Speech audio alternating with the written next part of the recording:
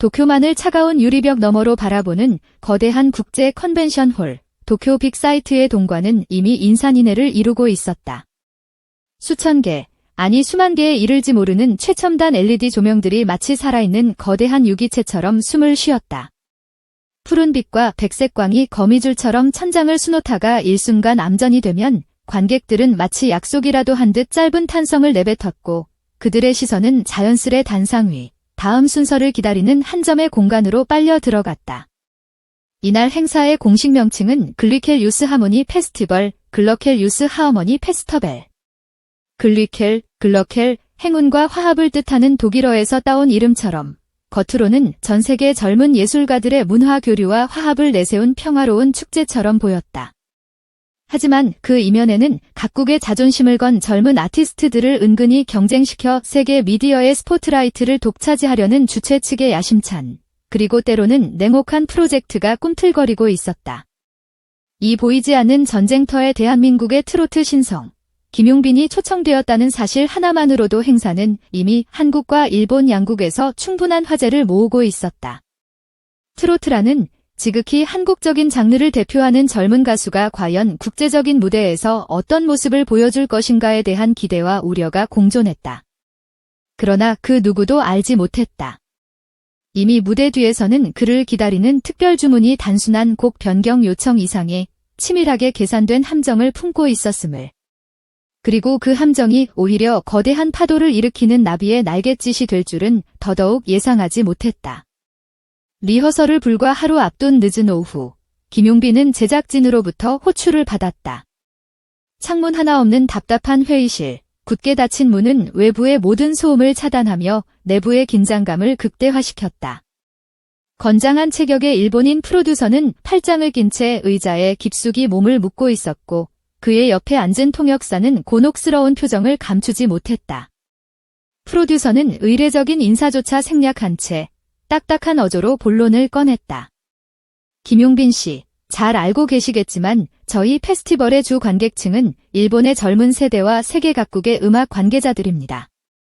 저희가 분석한 바에 따르면 그들은 한국의 트로트보다는 글로벌 스탠더드인 팝 음악에 훨씬 더 익숙하고 또 선호합니다. 페스티벌의 성공적인 흥행과 김용빈 씨의 성공적인 글로벌 데뷔를 위해 내일 본 무대에서는 예정된 트로트 곡 대신 영어로 된 팝송을 불러주시면 좋겠습니다. 얼핏 들으면 아티스트를 위한 세심한 배려이자 합리적인 제안처럼 들렸다. 하지만 그 행간에 숨겨진 의도는 너무나도 명백했다. 십수년간 오직 트로트라는 한 우물만을 파며 실력을 검증받아온 그에게 단 하루 만에 완벽한 영어 곡 무대를 준비하라는 것은 기성복 사이즈를 억지로 바꿔 입으라는 것보다 훨씬 가혹하고 모욕적인 요구였다. 통역을 마친 스태프의 시선조차 참아 그를 향하지 못했다. 복도를 지나가던 일부 한국 측 관계자들은 소리를 죽여 속삭였다. 이거 완전히 물 먹이려는 속셈 아니야? 한국의 트로트 스타를 웃음거리로 만들어서 자극적인 기사거리 하나 뽑아내려는 거지. 그의 실수를 유발하여 준비되지 않은 K트라트 스타의 굴욕 같은 헤드라인을 얻으려는 의도가 뻔히 엿보였다. 회의실의 공기는 얼음장처럼 차가워졌다. 모두가 그의 반응을, 그의 당혹감이나 분노를 기다리고 있었다. 그러나 정작 당사자인 김용빈은 잠시 허공을 응시하더니 이내 프로듀서의 눈을 똑바로 바라보며 짧게 답했다. 알겠습니다. 그 한마디에 담긴 온도는 시베리아의 동토처럼 얼어붙은 듯 담담했지만 그의 속으로는 집채만 한 파도가 굉음을 내며 휘몰아치고 있었다. 모욕감, 분노, 그리고 알 수 없는 오기가 뒤섞인 감정의 소용돌이 속에서 그는 오히려 정신이 맑아지는 것을 느꼈다. 그날 밤, 김용빈의 호텔방은 전쟁터와 다름없었다. 곡을 고르고 수십 줄의 영어 가사를 통째로 외우고 낯선 멜로디에 많은 감정선을 잡고 무엇보다 원어민에 가까운 억양과 발음을 익히기엔 물리적인 시간이 절대적으로 부족했다. 설상가상으로 그는 전날 밤까지 일본어로 진행될 간단한 무대 인사 멘트를 연습하느라 뜬 눈으로 밤을 새운 탓에 온몸이 으스러질 듯한 몸살 기운과 싸우고 있었다. 매니저는 안절부절 못하며 해열제와 따뜻한 차를 가져다 놓으며 용빈아, 그냥 원래대로 하자고 할까? 이건 말도 안 되는 요구야. 우리가 손해배상을 해주는 한이 있더라도 이건 아니지라며 그를 말렸다. 하지만 김용빈의 사전에는 포기라는 두 글자는 그 어느 페이지에도 적혀 있지 않았다. 그는 희미하게 웃으며 매니저를 안심시켰다. 형, 나를 시험대에 올리고 싶어 하는 것 같은데 그렇다면 제대로 보게 해줘야죠. 이럴 때 도망치면 정말 웃음거리가 되는 거예요. 그는 다짐했다. 나를 시험하려거든 평생 잊지 못할 경험을 선물해주겠다.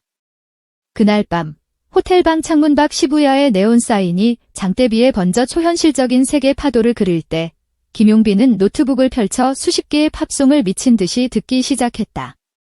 그리고 마침내 운명처럼 한 곡을 발견했다. 미국 소울 발라드의 명곡 스탠드 업 포 러브. 가사에는 우리는 사랑으로 하나가 된다는 지금 이 상황에 던지는 그의 대답과도 같은 메시지가 깃들어 있었다.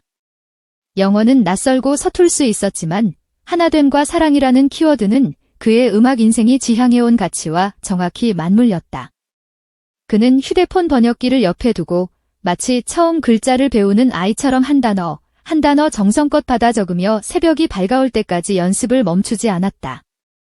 고음이 제대로 올라가지 않을 때마다 쓰린 목을 달래기 위해 생강차를 물처럼 들이켰고 발음이 어눌하게 느껴질 때마다 거울 앞에 서서 자신의 혀와 입술 모양을 과장되게 굴려가며 교정했다.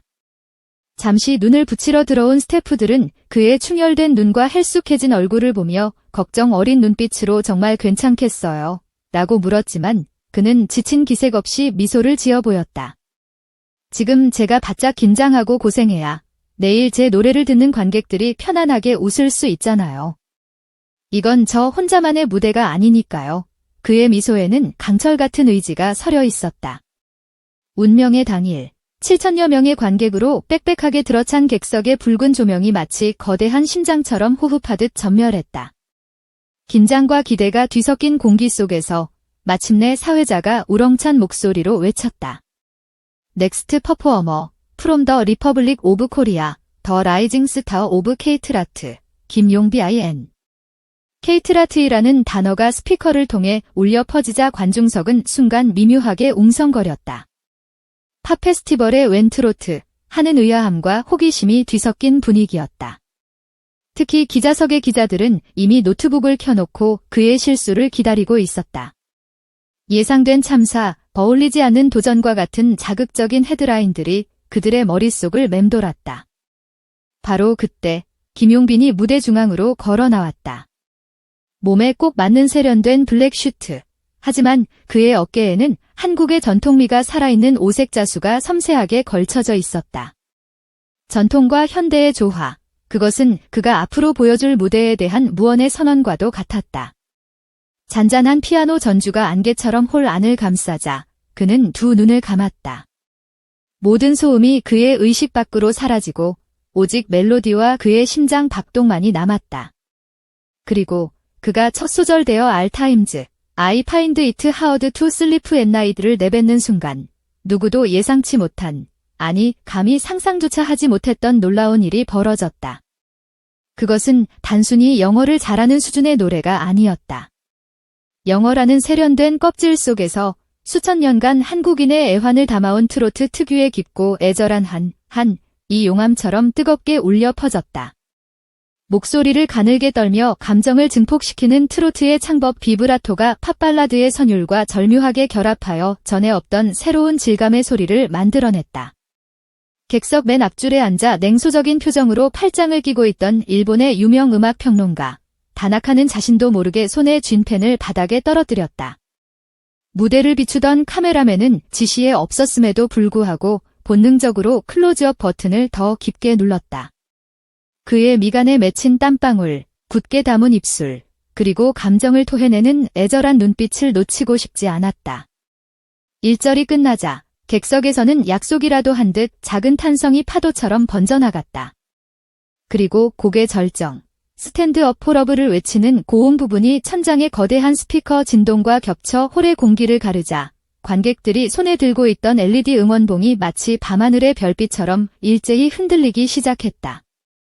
브릿지 부분에서 그는 잠시 노래를 멈추고 마이크에 가까이 다가가 한국어로 속삭였다. 사랑은 국경을 넘습니다. 그 짧고 진심 어린 한마디는 언어적 반전을 넘어 그 자리에 있던 모든 이들의 심장을 강력하게 움켜쥐는 마법과도 같았다. 곧이어 다시 영어 가사로 복고했을 때 관객들은 이미 언어의 장벽을 넘어 그의 감정에 완벽하게 동화되어 있었다.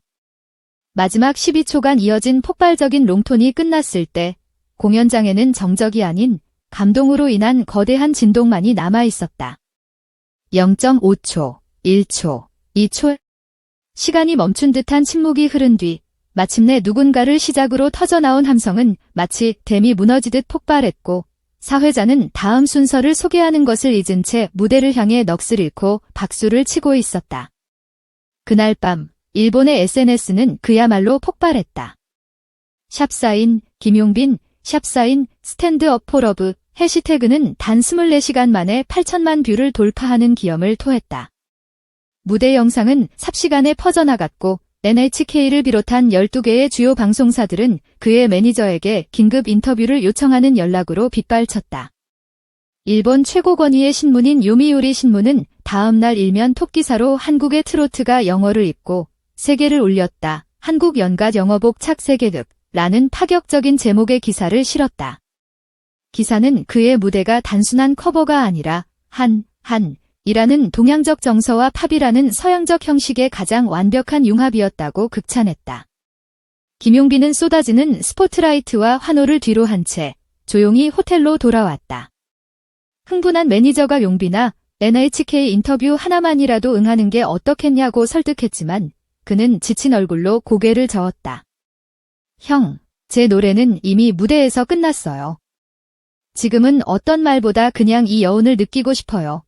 자정이 무렵 그는 낡은 가방 속에서 오래된 노트를 한 권 꺼냈다. 그의 음악적 신념과 다짐들이 빼곡히 적힌 노트였다. 그는 첫 장에 서툰 글씨로 적혀있는 문장을 가만히 들여다보았다. 노래는 마음 번역기다. 그는 속으로 조용히 중얼거렸다. 그래, 마음 번역기는 고장이 없다오. 다음 날 페스티벌에 참여했던 각국 대표팀 아티스트들은 마주칠 때마다 그에게 존경의 의미를 담아 박수를 보냈다. 특히 캐나다에서 온 주니어 재즈 색소폰 팀은 그에게 다가와 어젯밤 당신의 무대는 경이로웠다. 혹시 괜찮다면 우리와 함께 즉흥잼 세션을 해줄 수 있겠냐고 정중히 제안했다. 김용빈은 흔쾌히 수락했고 그들은 시끄러운 백스테이지 복도 한쪽에서 즉흥 연주를 시작했다. 색소폰이 감미로운 재즈 선율을 연주하자 그는 간주 부분에 구성진 경상도 아리랑 가락을 얹어 화답했다. 전혀 다른 두 문화권의 음악이 마치 오래전부터 하나였던 것처럼 완벽하게 어우러지는 순간이었다. 백스테이지 복도는 순식간에 세상에서 가장 특별한 작은 콘서트장이 되었다. 그리고 누군가 휴대폰으로 촬영한 이 전설의 복도 세션 영상은 며칠 뒤 유튜브에 올라가 무려 3억 뷰를 돌파하며 또 다른 전설이 되었다. 한편 그에게 무리한 요구를 했던 기획 파트장은 사과할 타이밍을 놓쳐 전전긍긍했지만 김용빈은 그를 먼저 찾아가 웃으며 말했다. 저를 믿고 이런 큰 무대의 중요한 파트를 맡겨주셨으니 저는 그걸로 만족합니다. 그의 대인배다운 태도의 파트장은 오히려 깊은 감명을 받았다는 후문이다. 한국으로 귀국하는 날 인천국제공항 입국장은 그를 위한 작은 콘서트장이 되어 있었다. 그의 팬클럽 용사단 회원들은 영어 한 줄 몰라도 감동은 통했어요. 세계를 울린 우리 가수, 자랑스럽습니다. 라는 현수막을 흔들며 그의 이름을 연호했다. KBS, MBC, SBS 방송 3사는 그날 저녁 메인 뉴스에서 그의 도쿄 무대 영상을 비중 있게 편집해 내보내며 K콘텐츠의 새로운 지평을 연 쾌거라고 보도했다. 그의 성공은 단순한 화제성에 그치지 않고 구체적인 수치로 증명되었다. 그의 스탠드업 포 러브는 일본 오리콘 디지털 싱글 랭킹 1위에 올랐고 이는 한국 트로트 가수 역사상 전무후무한 기록이었다. 더욱 놀라운 것은 미국 빌보드 월드 디지털 송 세일즈 차트 5위라는 믿기 힘든 기록까지 동시에 세웠다는 점이다. 세계적인 음악 잡지 롤링스톤은 트로트와 K-팝의 경계를 넘어선 진정한 K-소울, K-솔의 등장이라고 평했으며 영국의 가디언즈는 비주류 장르로 취급받던 트로트가 글로벌 팝신의 한복판에서 일으킨 조용한 지각 변동시라고 심도 있게 분석했다.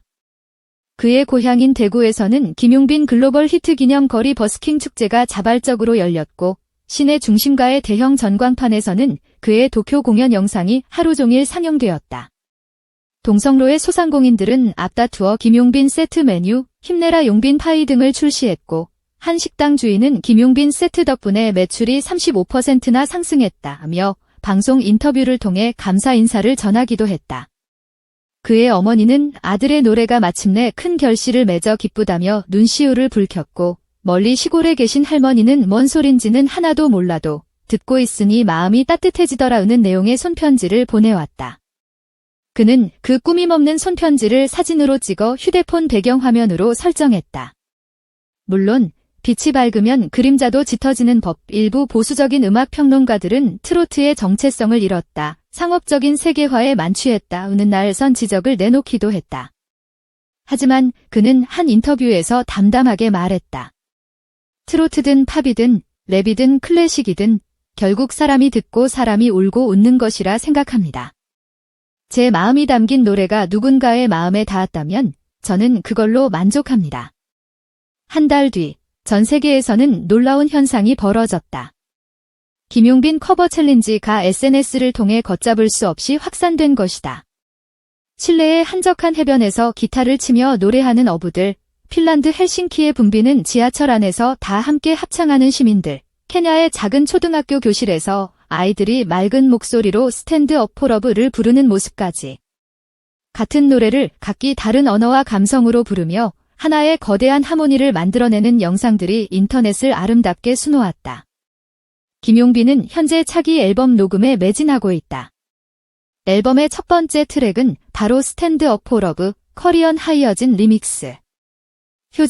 효진이라는 이름은 효심으로 나아간다는 그의 다짐을 담았다. 이 리믹스 버전에는 한국 전통악기인 장구와 태평소 장단이 더해졌고, 일본 팬들이 당시 현장에서 외쳤던 응원 목소리가 샘플링되었으며, 곡의 마지막 30초는 다른 어떤 사운드도 없이 오직 그날 도쿄 빅사이트를 가득 채웠던 7,000명의 함성 소리만이 실렸다. 그는 거창한 쇼케이스 대신 어느 날 밤 예고 없이 라이브 방송을 켜고 통기타 하나를 든 채 신곡을 불렀다. 다음엔 어떤 언어로 노래를 들려주실 건가요? 라는 팬의 질문에 그는 특유의 선한 미소를 지으며 답했다. 언어요. 글쎄요. 다음엔 심장어로 한번 해볼까요? 마음과 마음으로 통하는 말이요. 다음 무대는 어디일까? 스페인의 플라멩코 극장일 수도, 호주의 오페라 하우스일 수도, 혹은 남태평양의 이름 모를 작은 섬마을일지도 모른다. 하지만 이제 그의 팬들은, 그리고 세계는 안다. 그가 마이크를 잡는 순간 장소와 언어가 어떤 것이든 또 다른 예상치 못한 일이 마법처럼 펼쳐질 것이라는 사실을. 그는 오늘도 연습실 문을 열고 낡은 기타줄을 조율한다. 노래 한 곡이 세상을 얼마나 깊고 따뜻하게 움직일 수 있는지 그 위대한 질문에 온몸으로 답하기 위해. 그리고 우리 모두는 기억한다. 일본의 한 행사장에서 누군가를 곤란하게 만들려던 하나의 작은 계략이 어떻게 국경과 언어를 넘어 수억 명의 가슴에 깊은 감동과 연대를 낳았다는 놀라운 사실을. 예상치 못한 일이란 이처럼 철저하게 준비된 진심이 거대한 편견과 만났을 때 가장 찬란하게 발생한다는 것을. 박수를 치고 마음으로 노래를 따라 부르며 우리는 김용빈이라는 이름으로 쓰이고 있는 새로운 전설의 다음 장을 설레는 마음으로 기다린다.